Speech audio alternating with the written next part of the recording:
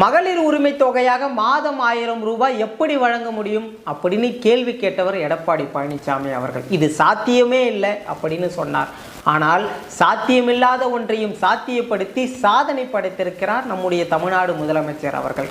எடப்பாடி அவர்கள் தன்னுடைய அதிமுக அறிக்கையிலே கிட்டத்தட்ட 297 பல இடங்களில் நாங்கள் ஆட்சிக்கு வந்தால் மத்திய அரசிடம் வலியுறுத்தி தமிழ்நாட்டுக்கு தேவையான பல நலத்திட்டங்களை செய்வோம் என்று சொல்லியிருக்கிறார்.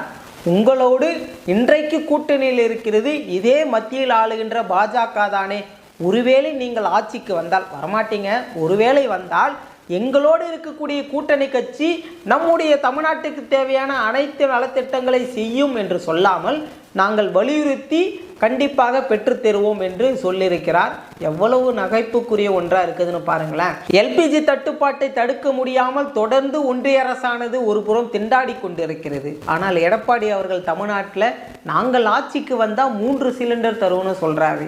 அதே மாதிரி நாங்கள் ஆட்சிக்கு வந்தவுடனே கருணை தொகையாக 10,000 ரூபாய், ஆண்களுக்கு இலவச பேருந்து இப்படின்னு அள்ளி விடுறாரு. இதெல்லாம் சாத்தியப்படுமா என்று கேட்டால் நிச்சயமாக கனவில் கூட சாத்தியப்படாது. காரணம், மீண்டும் ஆட்சி அமைக்கப் போவது திமுக தான்.